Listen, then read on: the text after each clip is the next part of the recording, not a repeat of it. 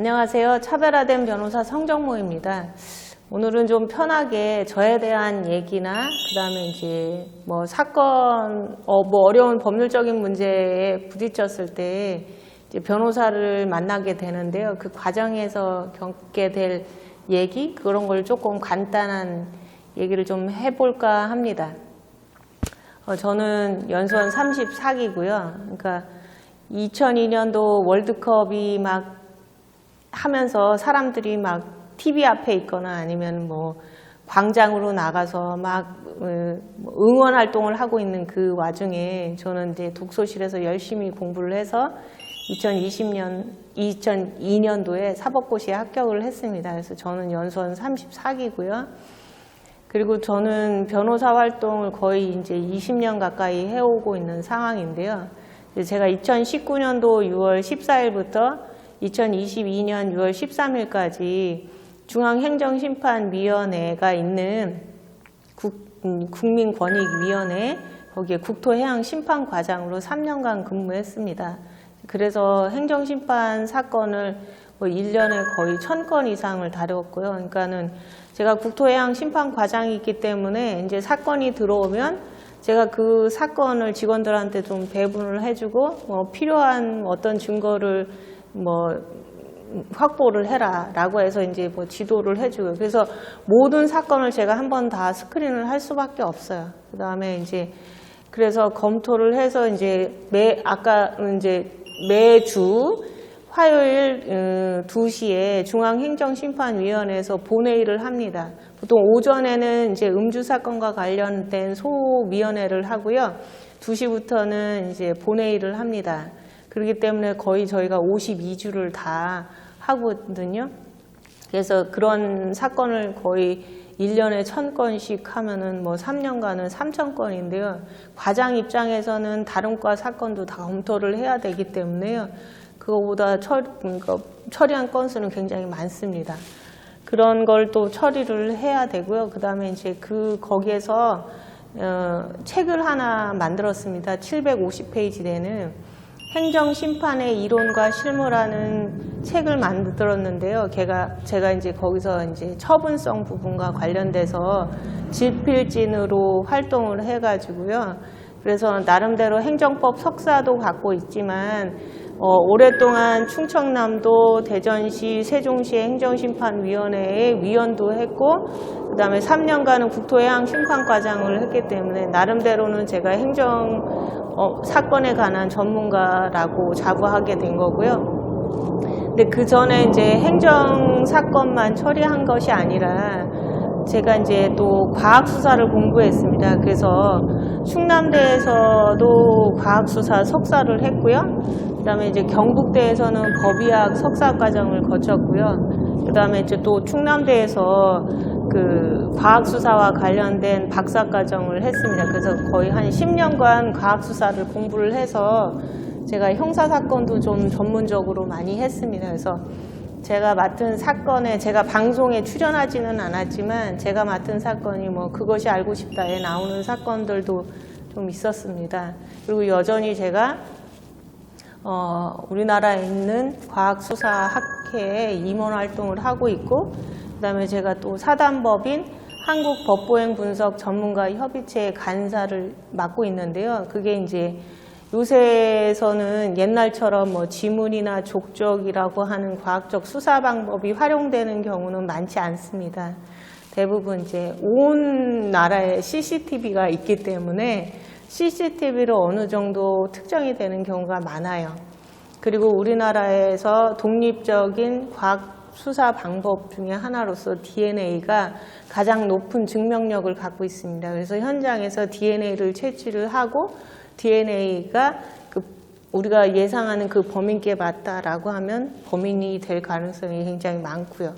이제 그리고 요새 범죄자들도 굉장히 지능화되어 있기 때문에 범행 현장을 갈 때 온 사방에 CCTV가 있기 때문에 마스크를 쓴다거나 아니면 저희 말하면 헬멧을 쓴다거나 아니면 후드티를 입거나 이렇게 해서 자기 얼굴을 가리는 경우가 굉장히 많습니다.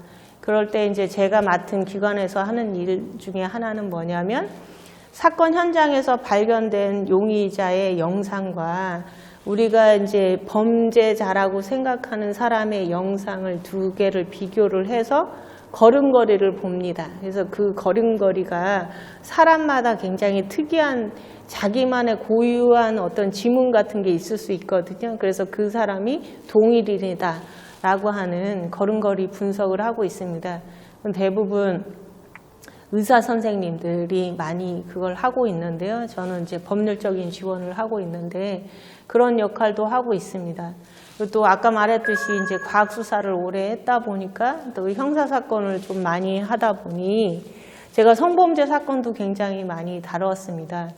제가 최근에 이제 변호사들 광고를 보면 딱 광고 종류는 딱 두 종류인 것 같아요. 성범죄를 전문으로 한다고 하는 변호사들의 광고하고 이혼을 전문으로 한다는 변호사들의 광고요.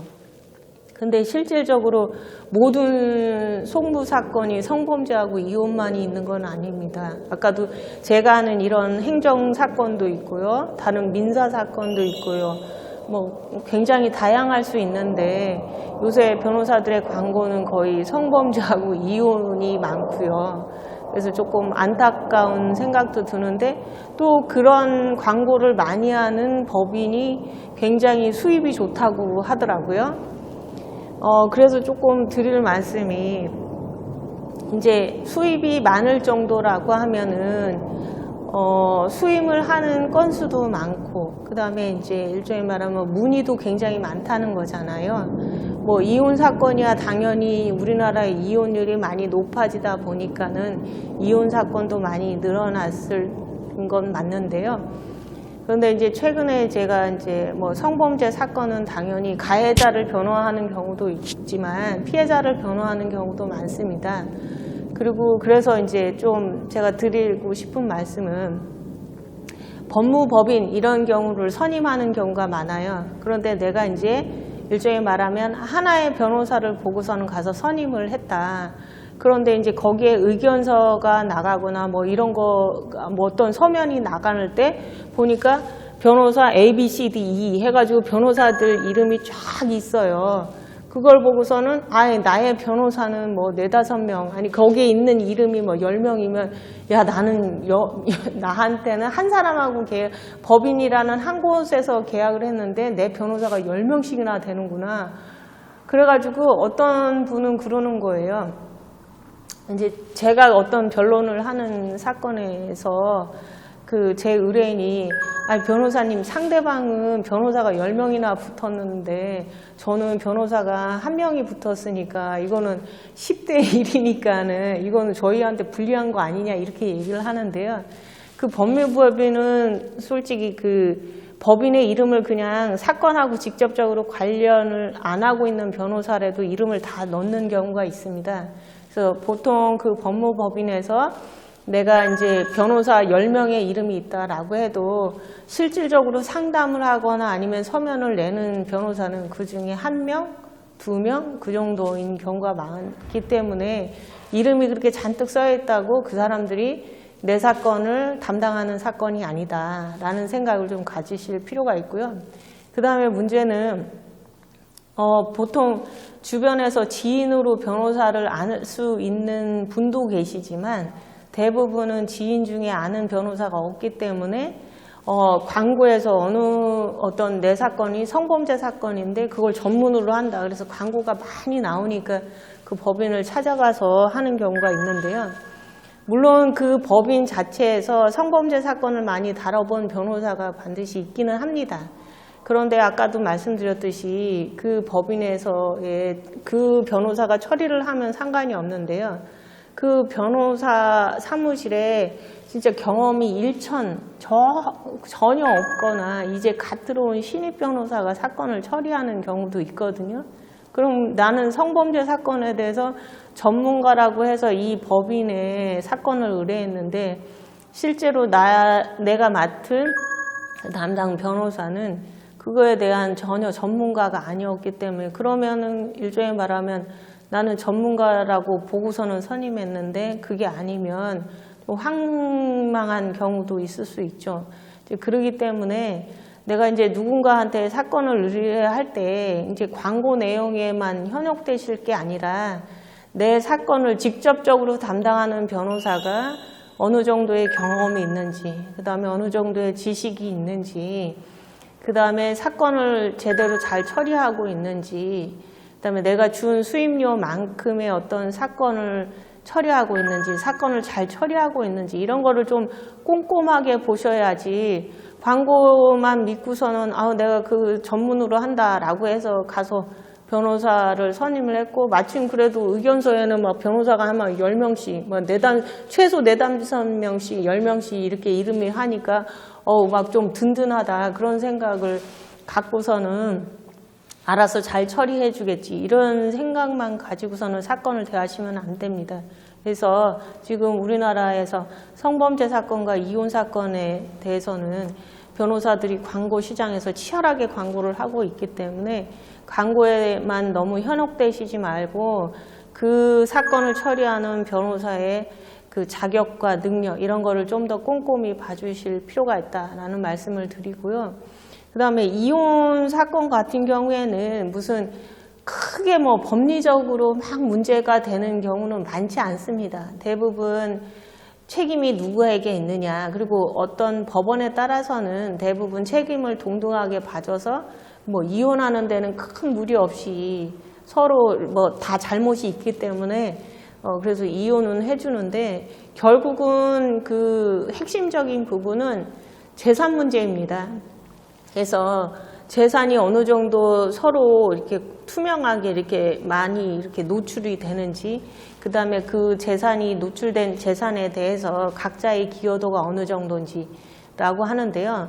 보통 이제 10년 이상 결혼 생활을 하면 가사노동도 노동으로 쳐주기 때문에 5대5 정도 비율로 인정을 해줍니다. 그리고 이제 그런데 이제 5대5는 나는 불만이다. 근데 대부분 이제 뭐 집에서 활동하는 사람한테 어떻게 5씩이나 해주냐. 나는 밖에 나가서 돈을 벌었는데. 근데 지금 시대는 그게 통하지가 않아요. 어쨌거나 그분이 가사 노동을 통해서 집안을 잘 꾸려나가고 아이들을 그 교육을 시키고 뭐 그런 걸 했기 때문에 그것도 어떤 그 가치를 인정해서 내가 밖에 나가서 돈을 벌었다는 이유 하나만으로 플러스 알파가 되는 거는 아닙니다. 다만 이제 그런 경우는 있을 수 있죠. 내가 가사노동을만 했지만 꼭 그것만 한 게 아니라 내가 집에 어떤 재테크를 너무 잘해서 일종의 말하면 남편의 월급만 가지고서는 이 정도의 어떤 자산을 할 수는 없었는데 내가 좀 뭐 재테크를 너무 잘해서 그랬다. 그리고 남편은 오히려 부채만 많았다라고 해서 좀 더 비율을 5대5는 너무 부당하다라고 해서 비율을 조금 더 높여달라 이런 주장을 서로도 합니다. 그리고 그런 비율을 하는 그 재산 분할 부분이 이혼 사건에서는 핵심이라고 보시면 됩니다. 그리고 뭐 면접 교섭이나 그런 경우에는 뭐 아이가 어릴수록 엄마가 이제 양육할 의지만 있다라고 하면 엄마가 양육할 가능성이 크고요. 그 다음에 이제 요새는 아버지가 이제 양육에 대해서 좀 적극적인 생각을 가지는 경우도 굉장히 많습니다. 그래서 양육 부분은 아이한테 가장 최선책이 뭐냐, 이거를 보고, 법원이 보고 판단을 하는 거고, 그 다음에 이제 아이를 양육하지 않는 사람한테는 필연적으로 면접 교섭이 붙을 수밖에 없거든요. 그런 걸 또 감안하시고, 그래서 가사 사건 같은 경우, 이혼 사건 같은 경우에는 특별한 뭐 어떤 법리적인 막 치열한 법리 다툼이나 뭐 이런 부분이 있는 부분이 아니다. 그런 점을 생각하시면 되고요. 다만 이제 제가 맡고 있는 이 행정사건 같은 경우에는 변호사들이 행정사건을 취급하는 경험이라든지 아니면 지식이 많지 않습니다. 그래서 이제 변호사들도 저한테 이런 사건을 어떻게 처리해야 되느냐 물어보는 경우가 많거든요. 그래서 행정사건 같은 경우에는 변호사들이 그런 경험이 많지 않다. 그리고 실질적으로 그런 사건을 처리해 본 경험도 많지 않다라고 해서 그렇고, 그런데 이제 그런 이유 중에 하나는 행정 사건이 이제 불복으로 인해서 행정 심판이나 행정 소송으로 가는 경우가 많지는 않아서 그렇습니다. 사건이 많지가 않으니까 그만큼 그 사건에 관여하는 변호사들도 많지 않고요. 그 다음에 이제 제가 국토해양심판과에 있으면서 어떤 사건은 대형 프로젝트 사건이 굉장히 많죠.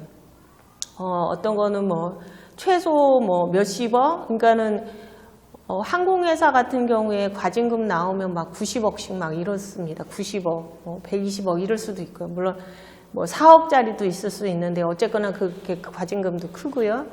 그리고 뭐 어떤 항만 이런 데서 뭘 설치한다 그러면 몇백억이에요. 그러다 보니까 사건이 덩어리가 굉장히 크죠. 그다음에 뭐 민간 사업자 특례 사업과 관련돼서는 아파트를 하나 짓는다, 여기다 공원에다가 아파트를 짓는다라고 하는 것은 뭐 2천억이 넘어요. 그러다 보니까 그런 덩치가 굉장히 큰 사건은 우리나라 거의 10대 로펌에서 많이 처리하는 경우도 많습니다. 그러다 보니까는 일반 변호사들이 그런 사건을 처리할 기회를 많이 갖지 못하게 되는 경우가 많겠죠. 그래서 행정사건은 그래서 조금 일반 민사사건이나 형사사건하고 특이한 법리가 있고 어떤 특이한 뭐 어떤 지식과 경험이 좀 가지고 있어야 하는 분야이지, 내가 뭐 일반적으로 민사사건을 많이 했기 때문에 그것도 똑같은 법률이니까 뭐 어느 정도 처리할 수 있겠다, 그렇게 단정적으로 얘기할 수는 없는 분야라고 말씀드릴 수 있습니다. 그리고 이제 수임료라는 부분은 금액이 정해져 있는 건 아닙니다. 무슨 우리가 과자를 살 때 뭐 이거는 대충 이런 과자는 뭐 1,500원, 뭐 아이스크림은 뭐 어느 선, 뭐 이런 선이 이렇게 정해져 있는 그런 게 있는데요. 수임료 부분은 그런 게 정해져 있지 않습니다. 뭐 다만 이제 지방이 조금 더 싸고 그다음에 이제 수도권, 서울 이런 데는 조금 더 비싸다. 그리고 전관이냐 정관이 아니냐에 따라서 금액이 좀 1,000만 원 단위 이상으로 좀 차이가 나는 부분이 있기 때문에 뭐 딱히 이런 사건의 수임료의 기준점이 얼마다라고 말씀드릴 수는 없어요. 다만 이제 적정한 수임료, 어떤 사건에 대해서 적정한 수임료가 어느 정도인지 그런 거는 뭐 상담을 해보면은 대충 여기서는 얼마, 여기서는 얼마 이렇게 얘기가 나오다 보면 자기 나름대로 기준점이 쓰겠죠. 그 다음에 이제 요새는 이제 폭풍 검색을 해서 대충 금액을 알 수 있는데 이제 그런 수임료뿐만 아니라 그 수임료에 맞는 그 어떤 서비스를 받았느냐 이런 것도 굉장히 중요하겠죠. 그래서 보면은 변호사를 상대로 해서 진정을 하는 사건 중에 가장 많은 게 뭐냐면 내가 수임료 준 만큼 그러니까 변호사가 일하지 않는다 이런 얘기를 하는 건데요. 물론 그런 경우는 있습니다. 실제로 변호사가 열심히 일했음에도 불구하고 그 결과가 자기가 원하는 결과가 아니었기 때문에 그런 걸 트집을 잡아서 변호사가 너무 과다 수임료를 받았다라고 주장하는 경우도 있는데요.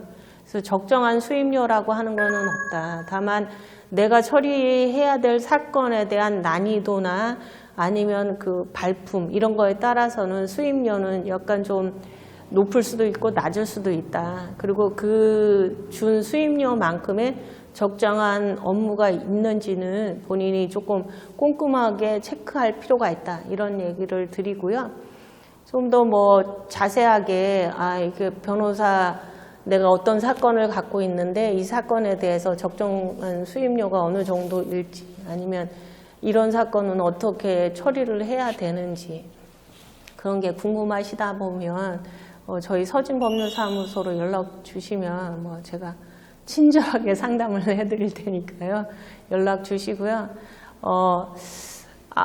저희가 이제 그러니까 뭐 다음 달이죠. 이제 12월 달이면 연말연시기 때문에 더군다나 이제 코로나 상황도 어느 정도 약간 잠잠해진 상황. 물론 다음 달에는 갑자기 급변해져서 코로나가 막 확산될 수도 있는데요.